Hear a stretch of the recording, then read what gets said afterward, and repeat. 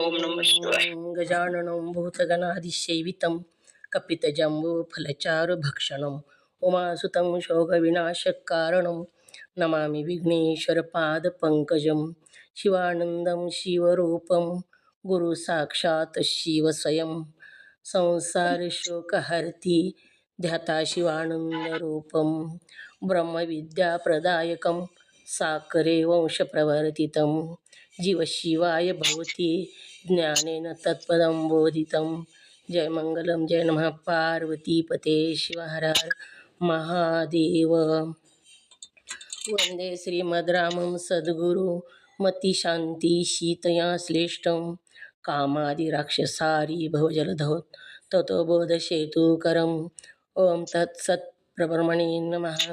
सद्गुरु सिद्धारूढ स्वामींच्या चरणी वंदन करून श्रोत्रिय ब्रह्मनिष्ठ सद्गुरु शिवानंद स्वामी परभणीकर माझ्या हृदयामध्ये स्थापित करून सद्गुरु पंडित पितांबरजींना वंदन करून जगद्गुरु शंकराचार्यांना वंदन करून जगद्गुरु पंचाचार्यांना वंदन करून त्रिकाल वंदनीय गुरुमाऊली लिंगायक्य गुरु महालिंगेश्वर शिवाचार्य महाराज यांच्याही चरणी कोटी कोटी प्रणिपात करून श्रोत्रिय ब्रह्मनिष्ठ सद्गुरु महादेव कुंभार आप्पाजी यांच्याही चरणी अनंत कोटी प्रणिपात करून तुम्हा सर्व मुमुक्षु जनांच्या चरणी विनम्र अभिवादन करून आपण पंचीकरण ग्रंथामध्ये प्रवेश होऊया.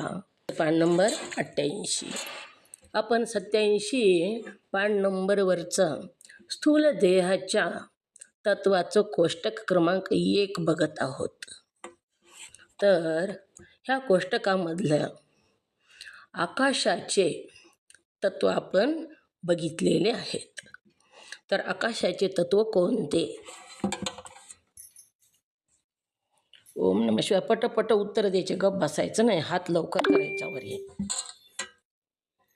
आकाशाचे तत्व कोणते सांगा बरं अंडेताई, बोला. ओम नमः शिवाय. आकाशाची 5 तत्वे: 1 काम, 2 क्रोध, 3 शोक, 4 मोह, 5 भय. ही 5 तत्वे आकाशाची आहेत. ओम नमः शिवाय. नमः शिवाय. ही 5 तत्व म्यूट करा, म्यूट करा बरांडेताई, म्यूट करा. आकाशाची 5 तत्वे आहेत.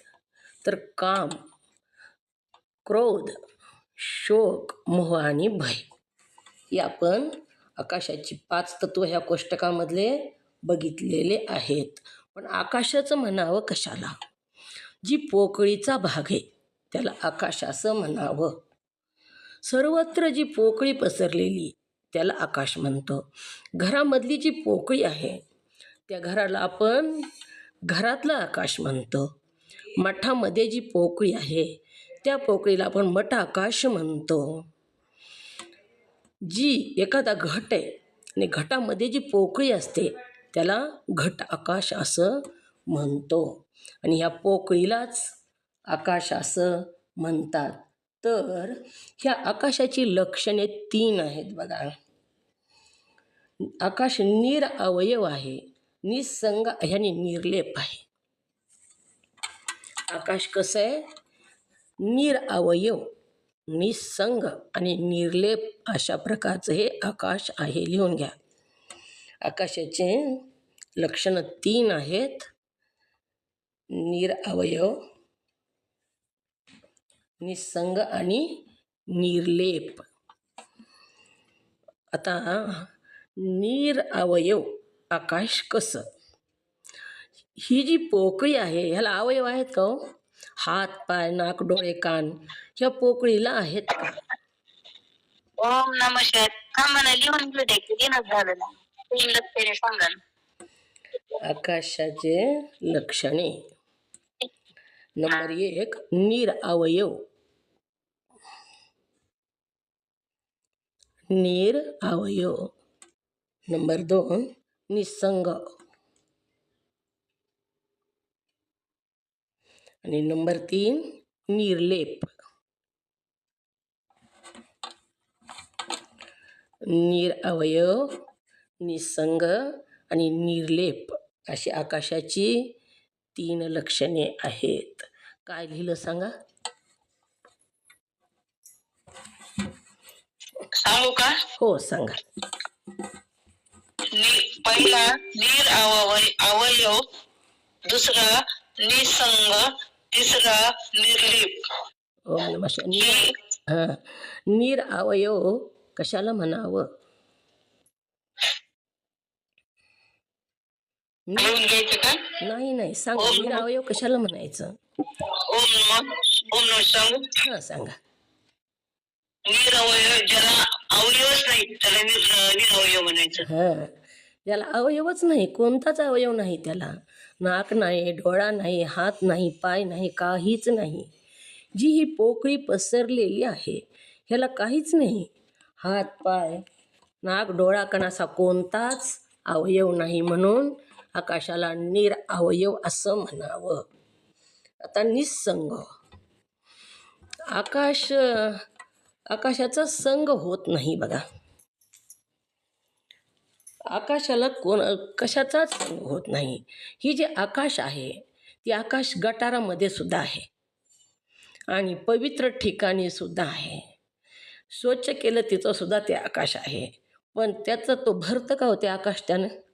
त्याला लेप होतो का कशाचाच? किती जरी घाण ठिकाण असलं तरी तो आकाशाला लेप होत नाही आणि चांगल्याचाही लेप होत नाही. आकाश एखाद्या गटारातल्या पाण्यानं भरलं असं नाही. म्हणून आकाश कसं आहे तर आकाश निसंग आहे, निर्लेप आहे. लेप कोणताच होत नाही आणि त्याला कोणता संग पण होत नाही. कमळाचं फूल असतं बघा, कमळाचा वृक्ष असतो तो पाण्यावर असतो आणि ते कमळाची जी पानं असतात ते पाण्यामध्ये असतात, पण त्यांना बाहेर जर काढून बघितलं तर एक थेंबसुद्धा त्या कमळाच्या पानाला चिटकलेला नसतो. तसंच आकाशाला सुद्धा कशाचाच लेप होत नाही. सर्वत्र आहे परंतु त्याला लेप नाही, ते निर्लेप आहे, निसंग आहे. त्याला कुठं संग घेऊन जावा लागत नाही. आता आपण इथं आंबेजोगाईत आहेत आणि आंबेजोगाईतून आपण जर दुसरीकडं कुठंही गेलो, काशी विश्वनाथाला गेलो किंवा दुसऱ्या देशामध्ये गेलो तरीसुद्धा इथलं आकाश तिथं बरोबर घेऊन जात नाहीत. आपण संग घेऊन जाता येत नाही. निसंग आहे ते, तिथलं तिथंच आहे ते आणि ते जुनंही नाही नवंही नाही, जे आहे तेच आहे. म्हणून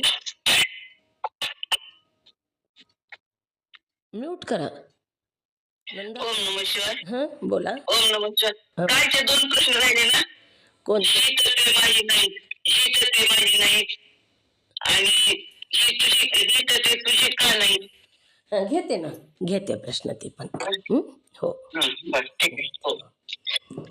निरअवयव, निसंग आणि निर्लेप असं हे आकाश आहे. आणि हे आकाशाचे तत्व कोणकोणते? आता आपली चढायला गाडी लागली बघा. आकाश कुठं आहे? कुठं आहे हो आकाश? आपण बघितलेलं विसरून जायचं नाही. आकाशाचे 5 तत्वे आपण बघितले, काम, क्रोध, शोक, मोह आणि भय. पण आकाश ही तत्व कुठं उत्पन्न होतात? हळदी कुंकानं लक्षात राहिलं नाही. ओम नमः शिवाय. हां सांगू. ही आकाशाची तत्वे हृदय आकाशात उत्पन्न होतात. हां, ही तत्वे हृदय आकाशात उत्पन्न होतात. हां बरोबर आहे.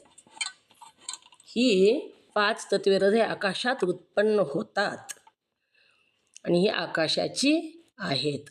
आता आपल्याला तत्व कशाला म्हणावं? ओम नमः शिवाय. तत्व कशाला म्हणावं? झालेलं थोडं घ्यायला पाहिजे म्हणजे विसरत नाही. तत्व कशाला म्हणावं?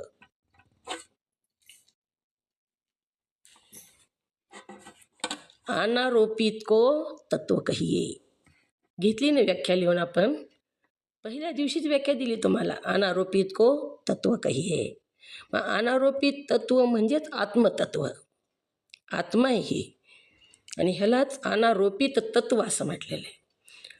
मग आता अनारोपित तत्व आपण बघितलं, आत्मेचं बघितलं लक्षण. आता पुढे आपल्याला आरोपित को तत्व कहिये ही पण व्याख्या लिहून दिली तुम्हाला. आता अनारोपित तत्व कोणतं आणि आरोपित तत्व कोणतं? आरोपित तत्व 82 तत्व आहेत आणि ही 82 तत्व आपल्याला जाणून घ्यायच्यात आता. ओम नमः शिवाय. ओम नमः शिवाय. आरोपित व्याख्या द्या ना तेवढी. अं, अनारोपित को तत्व कहिये. आरोपित को तत्व कहिये. आरोपित को तत्व कहिये ती तशीच व्याख्या आहे ती. अनारोपित तत्व आणि आरोपित तत्व. आरोपित को तत्व कहिये. ओम नमः शिवाय. दोन्हीची एकच व्याख्या आहे का? ही एकच व्याख्या आहे पण तत्व वेगळे वेगळे आहेत. आता पुढे त्याचं विश्लेषण येत आहे. अनारोपित को तत्व कहिये आणि आरोपित को तत्व कहिये. अनारोपित जे तत्व आहे ते एकच तत्व आहे, आत्मतत्व. आणि आरोपित तत्व 82 तत्व आहेत. आरोप आणि अनारोप ही फरक आहे ह्याच्यामध्ये. आरोप होत नाही आणि आरोप होतो असा फरक आहे. आत्म्यावर आरोप होतो, आत्मा कुणावरच आरोप करीत नाही. म्हणून आत्म्याला अनारोपित तत्व म्हटलेलं आहे. लिहिलं का? अनारोपित को तत्व कहिये. ओम नमः शिवाय. सांगू कसं लिहिले ते? हो सांगा. आत्मा अनारूपी तत्व कहिये. तो कोणावरही आरोप करत नाही. हे एक तत्व आहे. त्याचं एकच तत्व आहे त्याचं. हां, आरोपित को तत्व कहिये. आता आरोपित तत्व आपल्याला बघायचे. हां, हे 82 तत्व आहेत आरोपित आणि तिथं आता आपल्याला ती 82 तत्व बघायचे आहेत आणि ती 82 तत्वाचा बाजूला काढायचे आहेत आणि एकच आरोपित तत्व अनारोपित तत्व आपण आहोत हे सिद्ध करायचे. एका तत्वापासून आपल्याला बाजूला निघायचं आहे आणि फक्त आपण आत्मा आहोत. आणि कसा आत्मा आहोत ही आपल्याला आता बघायचं आहे. तर आकाशाचे तत्व. आता स्थूल देहाच्या तत्वाचं कोष्टक आपण बघत आहोत. तर स्थूल देहाचे सर्व मिळून तत्व किती?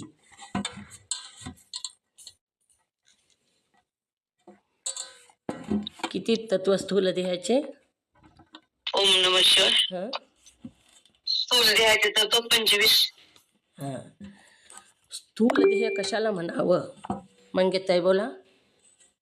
स्थूल देह कशाला म्हणावं? ओम नमः शिवाय. स्थूल देह जो डोळ्याला दिसतो, हाताला लागतो त्याला स्थूल देह म्हणावे. ओम नमः शिवाय. ओम नमः शिवाय. जो डोळ्याला दिसतो, हाताला लागतो त्याला स्थूल देह म्हणावे. आणि ही डोळ्याला दिसतो, हाताला लागतो ह्या स्थूल देहाचे तत्व 25 तत्व आहेत. या 25 तत्वापासून हा स्थूल देहाची निर्मिती झालेली आहे. ज्याप्रमाणे आपल्याला चपाती करायची आहे, हे चपाती करताना प्रमाणामध्ये पीठ घ्यावं लागतं, पाणी घ्यावं लागतं, मीठ घ्यावं लागतं आणि सगळं घेऊन ही पीठ तिंबवून त्याला लाटायला लागतं. ती सगळं साहित्य घेऊन तवा तापून त्याच्यावर टाकून पुन्हा चपाती तयार होते. तसंच ह्या स्थूल देह कसा निर्माण झाला, ह्याची निर्मिती कशी झाली, कोणत्या कोणत्या तत्वापासून काय काय तयार झाले या स्थूल देहामध्ये ती आता सांगू लागलेले आहेत ग्रंथकार. 25 तत्व ह्या स्थूल देहाची आहेत. मग आकाशापासून काम, क्रोध, शोक, मोह आणि भय हे आकाशाचे 5 तत्व आहेत. काम कशाला म्हणून आपण बघितलं. आपल्या मनामध्ये आपल्यापाशी जी नाही ती प्राप्त करून घेण्याची इच्छा म्हणजेच काम. थोडक्यात आपण बघूया आता. क्रोध कशाला म्हणावं? आपल्या मनातली ज्वलात्मक भावना. दुसऱ्यामुळं ती होते, आपल्यामुळं नाही. ती ज्वलात्मक भावना म्हणजेच क्रोध आहे. आणि क्रोध हा वेडाचा झटका असल्यासारखा असतो बघा. ह्या क्रोधामध्ये जे आपण बोलतो, जी कृती करतो, तर ती कृती आपण काय करायलो काय नाही त्यावेळेस विवेक हरपून जातो. आवाज येतोय का सगळ्यांना? रेंज आहे का म्हण बघ. आवाज येतोय का? ओम नमः शिवाय. आवाज ओम येतो. नमः शिवाय आवाज येतोय. हो येतोय. क्रोध ज्वलात्मक भावना, दुसऱ्याच्या कृतीमुळे आपल्या अंतकरणाची ज्वलात्मक भावना. क्रोध बघा तुम्ही, आपल्या हातात नाही क्रोध आणणं. आपल्याला क्रोध आणायचा का नाही आणायचा दुसऱ्याच्या हातात आहे बघा. एखाद्याने ठरविला आपल्याला क्रोध आणायचा आहे तर तो आणूनच शकतो. आपल्या क्रोधाचं रिमोट आपण दुसऱ्याच्या हातात दिलेलं आहे आणि तेच आपण आपल्या हातात घ्या असं इथं सांगू लागलेले आहेत. क्रोध जो आहे तो दुसऱ्यामुळं आपल्याला येतो. दुसऱ्याच्या कृतीमुळं आपल्या अंतकरणाची भावना क्रोधमय होते आणि त्या भरामध्ये आपण कृती करतो. हा राक्षसापेक्षाही भयानक आहे. राक्षस स्वतः कधी भीत नाही, दुसऱ्याला भेडवतो आणि रात्रीच येतो. क्रोध मात्र दिवस आणि रात्र थैमान घालतो. क्रोध कधी यावा, काही शास्त्रात जसं लिहिलं तसं येतो का हो क्रोध?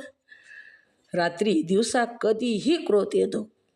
क्रोधाला कोणताच वेळ नाही, कोणताच टाईम नाही. म्हणून क्रोध हा भयानक सांगितलेला आहे, वाईट सांगितलेला आहे. शोक, शोक तर वाईट आहे आपल्याला माहीतच आहे. शोक झाल्यानंतर आपल्याला आपल्या अंतकरणाची वृत्ती कशी होते. मोह आणि भय, दुसऱ्याच्या वस्तू मला प्राप्त व्हावी, ही जी आपल्या अंतकरणाची मनाची भावना आहे त्याला मोह असं म्हणतात. दुसऱ्याला वस्तू प्राप्त झालेली मला प्राप्त व्हावी किंवा त्याचीच वस्तू मला मिळावी, हा मोह आहे.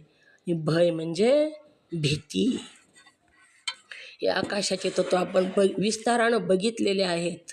आता आपल्याला वायूचे तत्व बघायचे आहे. म्हणून पण ही तत्वे जी आहेत ती कामादी 5 तत्वे सूक्ष्म देहाचे धर्म आहेत. ही जी 5 तत्व आहेत ती आपल्याला दिसत नाहीत बघा. स्थूल अवस्थेमध्ये दिसतात का हो? दिसत नाहीत. मग ही सूक्ष्म देहाचे आहेत, परंतु ह्याचा अंमल स्थूल देहावर दिसतो. क्रोध आल्यानंतर माणसाची अवस्था कशी होते ह्याला क्रोध आला ही लक्षात येतं. त्याचा परिणाम स्थूल देहावर दिसतो. म्हणून काम, क्रोध, शोक, मोह, भय ही जी तत्वे आहेत ही सूक्ष्म देहाची असली तरीसुद्धा ह्याचा अंमल स्थूल देहावर झालेला दिसतो. सूक्ष्म देहाची तत्वे आहेत असे समजून याचे स्थूल देहाच्या तत्वाबरोबर वर्णन केलेले आहे. सूक्ष्म देहाचे असले तरीसुद्धा त्याचा परिणाम स्थूल देहावर दिसतो. शोक झाल्यानंतर माणूस रडतो, वेगळं मोठमोठ्यानं रडतो, डोळ्यातून अश्रू येतात, ते स्थूल देहावर परिणाम दिसतात. सूक्ष्म जरी असले तरीसुद्धा म्हणून ही स्थूल देहाची आहे असं आपण म्हणतो. वायूची 5 तत्वे कोणती? वायूची 5 तत्वे कोणती? बोला.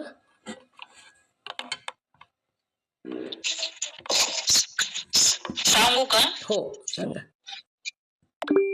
वायूची 5 तत्वे आहेत चलन, वलन, धावन, प्रसरण, अंकुंचन. ओम नमः ही शिवाय. वायूची तत्वे आहेत. 5 तत्वे आहेत. ओम नमः शिवाय. वायूची 5 तत्वे आहेत. तत्वे आहेत. वाचा ही पॅरेग्राफ. ओम नमः शिवाय वाचा कोणतरी. वाचा काकी. पान नंबर 88, वायूची 5 तत्वे.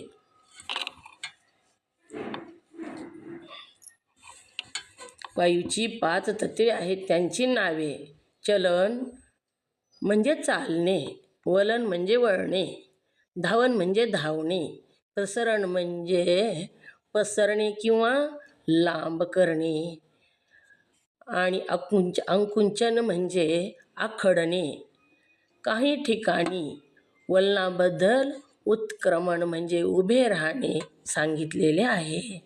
या 5ही तत्वास तू ओळखतोस, म्हणून ही तत्वेच तू नाहीस, व ही वायूची आहेत म्हणून तुझीही नाहीत. वायू वाचून चलनादी क्रिया घडू शकत नाहीत म्हणून ही तत्वे वायूची आहेत असे म्हटले. तू याचा साक्षी आहेस. वायूची 5 तत्वे, त्यांचे नाव सांगितले. चलन म्हणजे चलणे.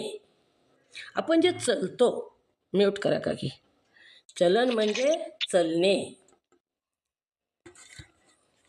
वलन म्हणजे वळणे. चलत असताना उजव्या बाजूला डाव्या बाजूला चौक आला आपल्याला, ज्या दिशेला जायचंय त्या दिशेला आपण जातो, वळण घेतो, त्याला वलन असं म्हणतात. चलन म्हणजे चालणे, वलन म्हणजे वळणे. धावन म्हणजे धावणे किंवा पळणे. धावणे, पळणे. प्रसरण म्हणजे पसरणे. पाय लांबून आपण झोपतो. प्रसरण म्हणजे पसरणे किंवा लांब करणे. आणि आकुंचन म्हणजे आखडणे. थंडी जर वाजू लागली आपल्याला तर आपण पाय आखडून बसतो. ही आकुंचन म्हणजे आखडणे. काही ठिकाणी वलनाबद्दल उत्क्रमण म्हणजे उभे राहणे सांगितलेले आहे. वलन जे दिलेलं आहे, वळणे किंवा खाली बसलेलं उठून उभे राहणे, असाही काही ठिकाणी अर्थ दिलेला आहे असं सांगतात. या 5ही तत्वास तू ओळखतोस. आपण ओळखतो का नाही हो? मी उभे राहिलो, मी बसलेलो आहे, हे आपण ओळखतो. आपल्याला माहीतही आपण चलत आहोत, आपण पळत आहोत.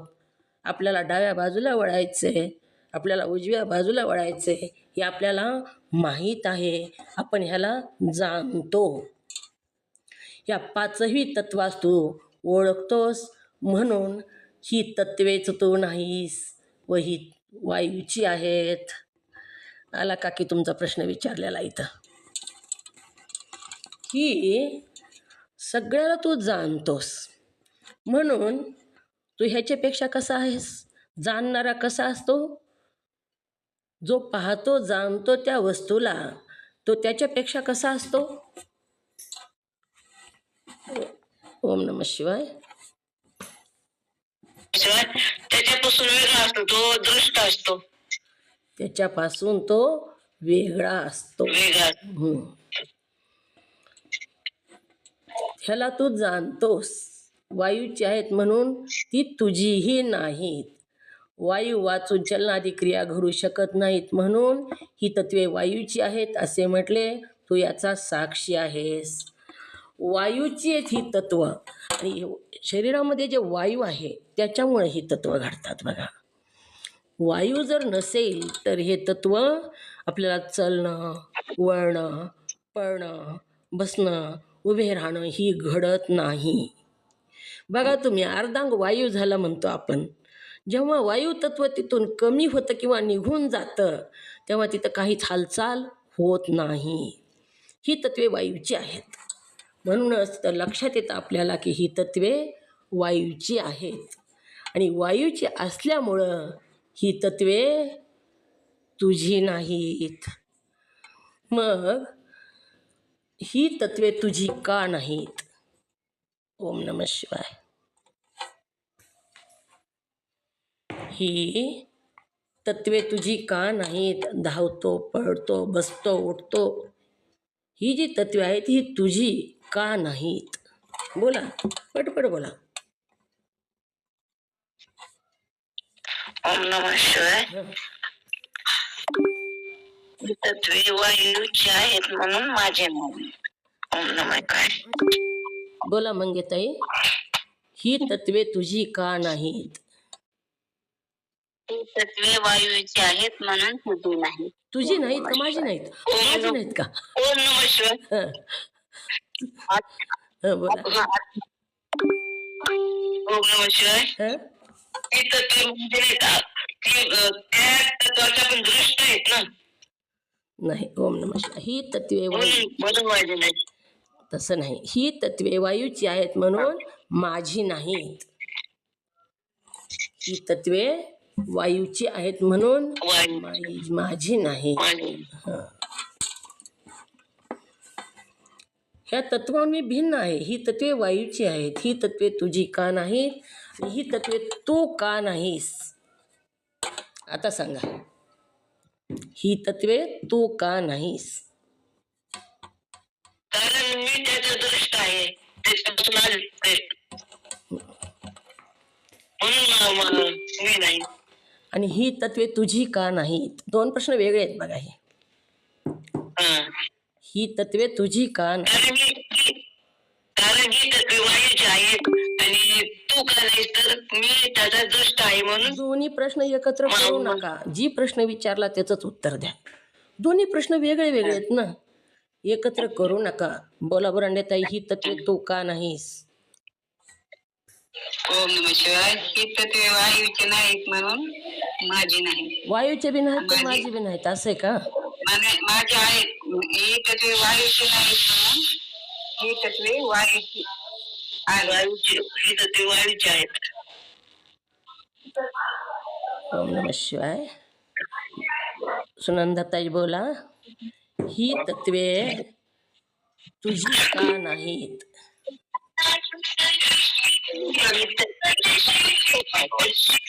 काकी म्यूट करा, म्यूट करा. बोला काकी, म्यूट करा. सगळं घरातलं ऐकू येईल तुमच्या. म्यूट करा. तसंच व्हिडिओ मध्ये येते हो, तसं सुरू ठेवायचं जाऊ नका. ते बंद करा ना ते. हां बोला, बोला सुनंदाताई, ही तत्वे तुझी का नाहीत? ही तत्वे वायूची आहेत म्हणून माझी नाही. ही तत्वे तू का नाहीस? या तत्वाहून मी भिन्न आहे, याला जाणतो पाहतो म्हणून ही तत्वे माझी नाही. माझी नाहीत नाही, मी नाही. तू का नाहीस, ही तुझी का नाहीत? ही दोन वेगळे वेगळे प्रश्न आहेत. मंगेताई बोला, ही तत्वे तू का नाहीस? ओम नमः शिवाय. ही तत्वे तुमचा प्रश्न सांगा एकदा डबल. ही तत्वे तू का नाहीस?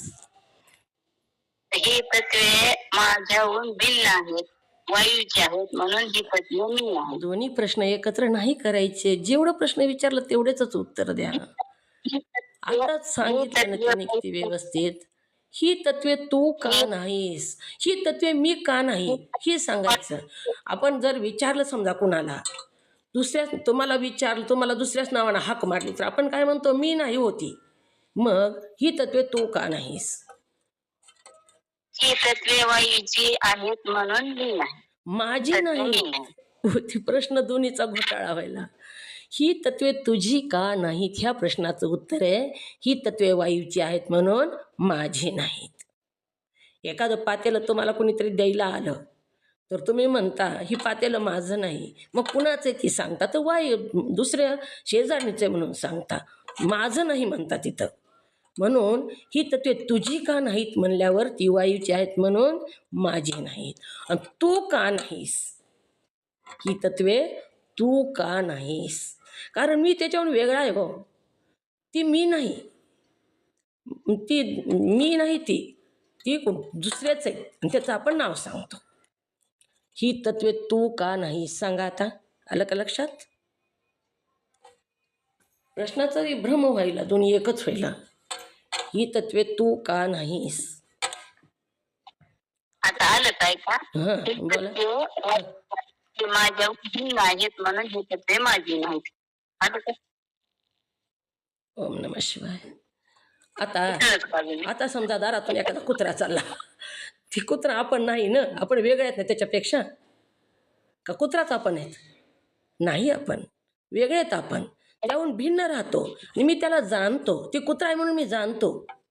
कोणतीही वस्तू, खुर्ची आहे घरामध्ये, पण ती माझ्यापेक्षा वेगळी आहे. ती मी खुर्ची नाही, मग ती खुर्ची आहे वेगळी माझ्यापेक्षा, मी त्याला जाणतो. मी जाणतो म्हणूनच मी खुर्ची म्हणतो ना. जर नाही जाणलं तर आपण खुर्ची म्हणलंच नसतं. नुसता वेगळा आहे म्हणलं तर. मी त्याच्याहून भिन्न राहून मी त्याला जाणतो. मग ह्या तत्वाहून मी भिन्न राहून मी त्याला जाणतो म्हणून ही तत्वे मी नाही आणि ही तत्वे वायूची आहेत म्हणून माझी नाहीत. बस. कुणाची आहेत ते सांगायचं म्हणून माझी नाही सांगायचं. मी का नाही आणि माझी का नाही. वरांडे ताई, खूप गोंधळ झाला सांगताना. आलं का लक्षात? डबलच हे करून लिहून घेतलेलं पाठ करता येईल जरा डबल सांगितलं होतं. लिहून घेतलं नाही ओम का? नमः घ्या शिवाय. मग. घ्या, खूप नाही महत्वाचं लिहून आहे. घेतलो सांगा बरं. लिहून घेतो ते मला सांगा आणि पाठ करता येते मग. ते हां. गोंधळच व्हायला काय डोक्यात बसून गेले. आता कोणत्या तत्वाचं चाललंय आपल्याला, कोणतं तत्व चाललेलं आहे, लक्ष करायचं, लक्ष देऊनच ऐकायचं. कशाच्या तत्वाचं चाललेलं आहे? वायूच्या. वायूचे तत्व चाललेले आहेत आपले. तर वायूचे 5 तत्व आहेत: चलन, वलन, धावन, हं, धावन, प्रसरण, हं, आकुंचन. आकुंचन. ही तत्वे तू का नाही? प्रश्न आहे. प्रश्न आहे, ही तत्वे तू का नाहीस? घ्यावं का लिहून घ्यावं का? घ्यायचं म्हणायला घ्या ना मग. प्रत्येक ठिकाणी हा प्रश्न येतो मला आता. हो सांगा मग तुम्हाला सांग. ही तत्वे तू का नाहीस हा प्रश्न आहे. प्रश्न लिहून घ्या, प्रश्नाच्या खाली उत्तर लिहून घ्या. ही तत्वे तू का नाहीस?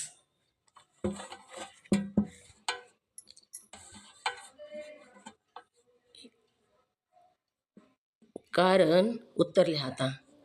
कारण या तत्वाहून मी भिन्न राहून, या तत्वाहून मी भिन्न राहून या तत्वांना जाणतो. म्हणून ही तत्वे मी नाही. मी ह्याच्यावर वेगळा आहे ना, एवढंच. या तत्वावरून मी भिन्न राहून या तत्वांना जाणतो, म्हणून ही तत्वे मी नाही.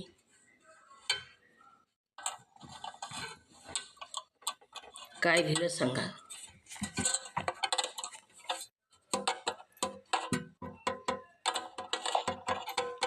ओम नमः शिवाय. ही तत्वे का नाही त्याचं उत्तर.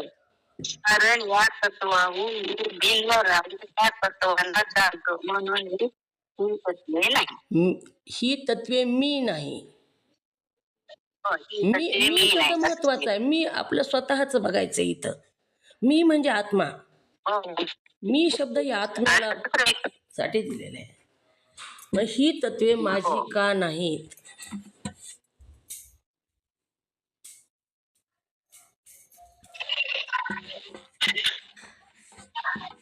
ही तत्वे माझी का नाहीत? कारण उत्तर, ही तत्वे वायूची असल्यामुळे माझी नाहीत. काहीच नाही त्याच्यात. ही तत्वे वायूची आहेत म्हणून माझी नाहीत. माझी नाहीत, ती वायूची आहेत. आणि तर मी कुणाला म्हटलंय? आत्म्याला म्हटलंय. ही तत्वे वायूची आहेत म्हणून माझी नाहीत. ओम नमः शिवाय. बोला, ही तत्वे मी का नाहीत? महाजनताई बोला बरं. ही तत्वे मी का नाही? ओम नमः शिवाय. महाजनताई बोला, सगळ्यांना कळायला ओम नमः शिवाय. हां ओम नमः शिवाय. हां. ही तत्वे माझी का आहेत? कारण या तत्वाहून मी भिन्न राहून जाणतो, म्हणून याला ही तत्वे माझी नाहीत. ओम नमः शिवाय. दुसऱ्याचं उत्तर दिलं तुम्ही. एक प्रश्न विचारला, प्रश्न ऐकून घ्या नीट आधी.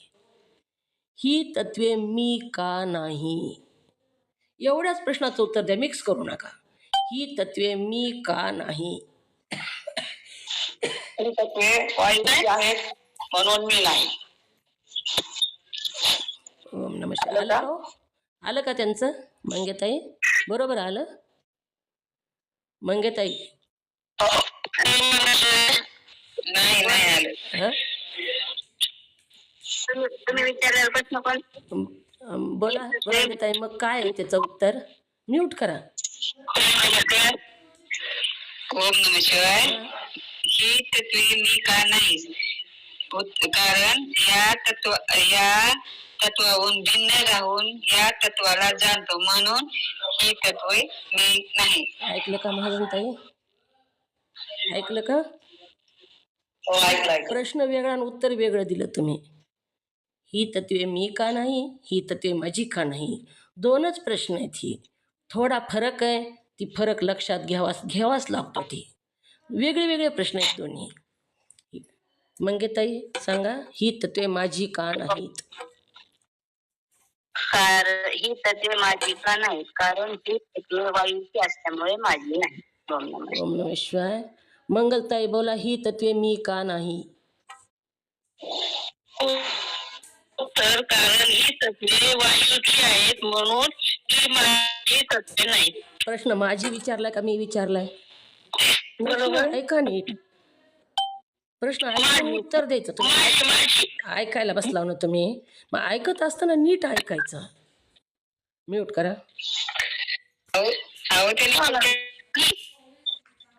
ही तत्वे माझी का नाही? तरी प्रश्न विचारलाय. नाही प्रश्न ती कारण ही तत्वे वायूची आहेत.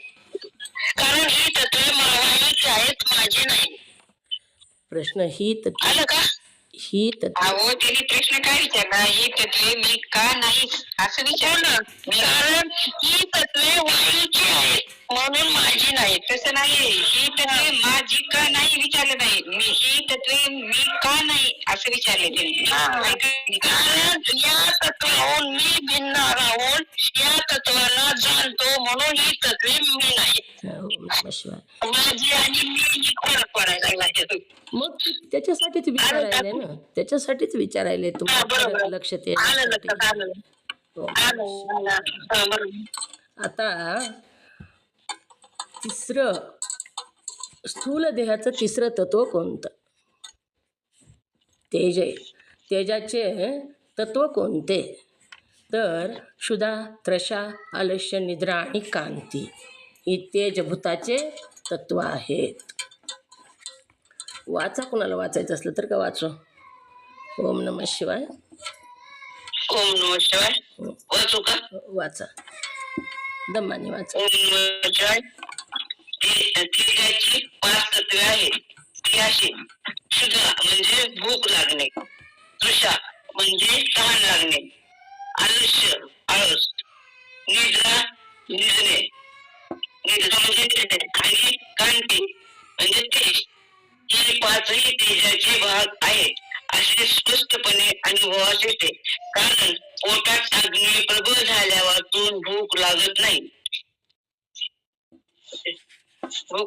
उष्णकाली अग्निरूप उष्णतेच्या जोरावर तहान जास्त लागते व त्या उष्णताला त्याच दिवसात आळस आणि झोप इतर दिवसापेक्षा जास्त येतात. शिवाय झोप घेतल्याने अन्नाचे पचनही चांगले होते. म्हणून झोप आणि आळस दोन्ही अग्नीचे भाग आहेत. कांती हा तेजाचा भाग आहे. हे स्पष्ट दिसून येते. ओम नमः शिवाय. ओम नमः शिवाय. तेजाची 5 तत्वे: क्षुधा म्हणजे भूक लागणे, तृषा म्हणजे तहान लागणे, आलस्य म्हणजे आळस येणे, निद्रा म्हणजे निजणे आणि कांती म्हणजे तेज. ही 5ही तेजाचे भाग आहेत. तेज म्हणजे अग्नी, अग्निभूताचं सांगू लागलेले आहेत. ही 5ही तेजाचे भाग आहेत. क्षुधा भूक लागते आपल्याला, ही तृषा म्हणजे तहान लागते, आलस्य आळस येतो बघा. आळस कधी येतो तर गरमीच्या दिवसात येतो, उन्हाळ्याच्या दिवसात येतो आळस. भूक कशी लागते तर जठर अग्नीमध्ये, आपल्या जठर अग्नी तिळापेक्षा सुद्धा लहान सांगितला. खूप छोटा जठर अग्नी आहे पोटामध्ये, पण त्या जठर अग्नीमुळे जेव्हा तो प्रज्वलित होतो तेव्हा आपल्याला भूक लागते आणि तहान पण लागते. उन्हाळ्याच्या दिवसामध्ये आळस जास्त येतो, गरमीच्या दिवसामध्ये. आणि म्हणून ही तेजाचं तत्व सांगितलं. आलस्य ही तेजाचंच सांगितलेलं आहे. उष्णतेच्या तेज ही उष्ण असतं, आणि उष्णतेच्या दिवसांमध्ये आळस हा जास्त येतो, म्हणून ही तत्व तेजाचं आहे. आणि उन्हाळ्याच्या दिवसातच झोपसुद्धा जास्त येते बघा. हिवाळ्यात पावसाळ्यात तेवढी झोप येत नाही. उन्हाळ्याच्या दिवसात आळस पण येतो, झोप पण येते. निद्रा म्हणजे निजणे. मुद्रिकाताई महाजन म्यूट करा. निद्रा ही सुद्धा तेजाचंच तत्व सांगितलेलं आहे. आणि कांती आपल्या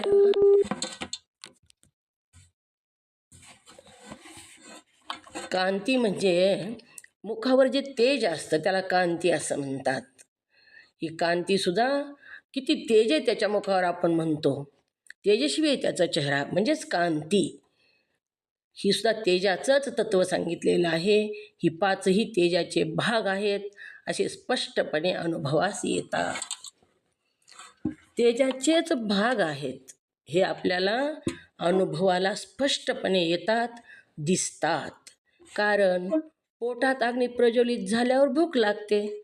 अग्नी जेव्हा पोटामध्ये जठरा अग्नी जो आहे तो प्रज्वलित झाला की भूक लागते. आणि तेज म्हणजेच अग्नी आहे.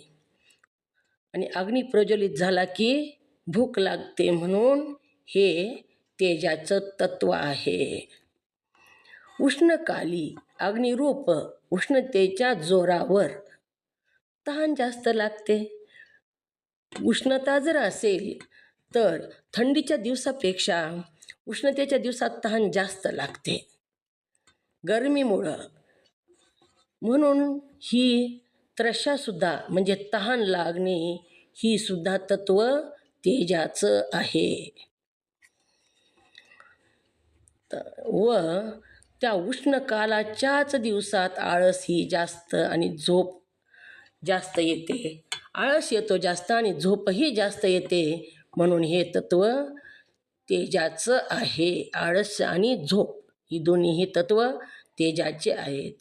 दिवसापेक्षा जास्त येतं, इतर दिवसापेक्षा जास्त झोप येते, जास्त आळस येतो. शिवाय झोप घेतल्याने अन्नाचे पचनही चांगले होते. जेव्हा आपण झोप घेतो, झोप जर नाही आली तर अन्नाचं पचन होत नाही. ढेकरा येतात, अन्न पचन होत नाही रात्रीची जर झोप नाही झाली तर. म्हणून ही निद्रा जी आहे ती तेजाचं तत्व सांगितलेलं आहे. जठराग्नीमध्ये जे जठराग्नी प्रज्वलित होऊन तिथं अन्नाचं पचन होतं, भूक लागते, अन्न खातो आणि ते जठराग्नी अन्नाचं पचनही करतो. आणि झोप जर घेतली तर अन्नाचं पचन चांगलं होतं. म्हणून झोप आणि आळस ही दोन्हीही अग्नीचे भाग आहेत. आणि कांती हा तेजाचा भाग आहे असे स्पष्टच दिसून येते. ओम नमः शिवाय. वायूचे तत्व कोणते? स्पष्टपणे सांग. ओम नमः शिवाय. हां. ओम नमस्कार. तुझा तृषा आलस्य निद्रा कांती हे पाच तत्व तेजाचे. ओम नमः शिवाय. बरोबर आलं का हो? मंगेताई बरोबर आलं का नाही, तुमचं? ओम नमः शिवाय. नाही यांनी तेजाची सांगितली, वायूची विचारलं होतं. सांगा मग, तुम्ही सांगा वायूची. म्यूट करा मंगलताई. ओम नमः शिवाय. चलन, वलन, धावन, प्रसरण, आकुंचन हे वायूचे पाच तत्वे आहेत. ही वायूचे 5 तत्वे आहेत. चलन म्हणजे काय? चलन कशाला म्हणायचं? वलन म्हणजे काय सांगू का? हात करा न सगळे सांगू का म्हणायला? हात करा. हात केलंय मी. तुम्ही सांगा, तुम्ही केलाय, सांगा. चलन म्हणजे काय? चलन म्हणजे चालणे. म्यूट करा. दीपाताई सांगा, वलन म्हणजे काय? वलन म्हणजे वळणे. ओम नमः शिवाय. वलन म्हणजे वळणे किंवा उभे राहणे. धावन म्हणजे काय? बोला गुजरताई, बोला. धावन म्हणजे धावन म्हणजे काय? हात करा.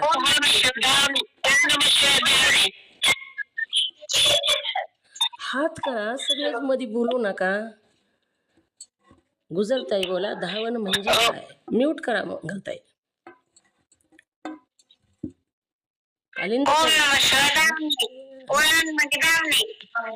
धावन म्हणजे धावणे किंवा पळणे. आपण पळणे म्हणजे धावणे, पळणे. प्रसरण म्हणजे काय? प्रसरण कशाला म्हणावं?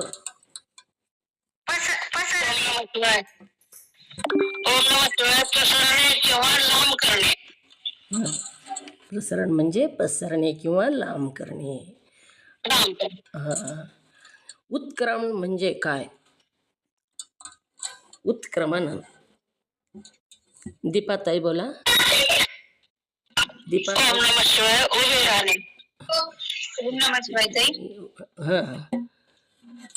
उत्करण म्हणजे उभे राहणे. अंकुंचन म्हणजे काय? अंकुंचन. सांगू का? आखडणे. हात करा. अंकुंचन म्हणजे आकडणे. ही वायूची तत्व झाली. आता क्षुधा कशाला म्हणावं? क्षुधा कशाला म्हणावं? बोला मंगलताई. सांगा. क्षुधा म्हणजे काय? सांगू का? सांगा. भूक लागणे त्याला क्षुधा असे म्हणावे. क्षुधा म्हणजे भूक लागणे. भूक लागणे. कांती म्हणजे काय?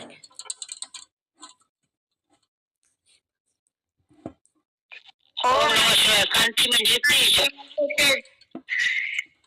कांती म्हणजे तेज. मग ही आपण आज वायूची आणि तेजाची तत्वे बघितलेली आहेत. आता आळस ही दोन्ही अग्नीचे भाग आहेत. कांती हा तेजाचा भाग आहे. हे तर स्पष्टच दिसून येते. मग ही तत्वे जी तेजाची तत्वे आहेत आता आपण बघितले. क्षुधा, तृषा, आलस्य, निद्रा आणि कांती. ही पाठ व्हायला पाहिजे. ती पुन्हा पुन्हा आलेले आहे. तर ही जी तत्वे आहेत ती तू का नाहीस? हात करा. ही तत्वे तू का नाहीस?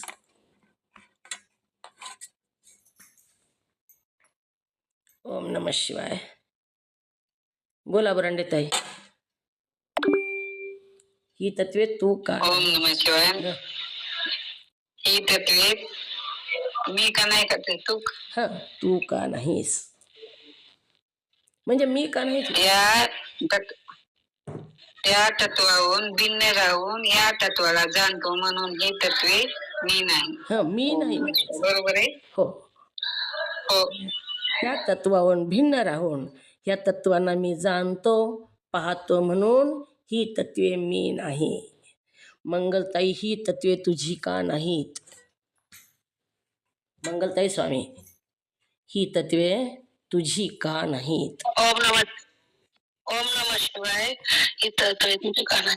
कारण ही तत्वे वायूची आहेत म्हणून ही तत्वे माझी नाहीत. बरोबर. ही तत्वे वायूची माझी नाहीतच ती असं म्हणायचं. एखादी वस्तू आपली नाही तर आपण आपली नाही म्हणतो ना. त्याची आहे ती वस्तू, माझी नाही बाबा. म्हणून ही तत्वे वायूची आहेत म्हणून माझी नाहीत.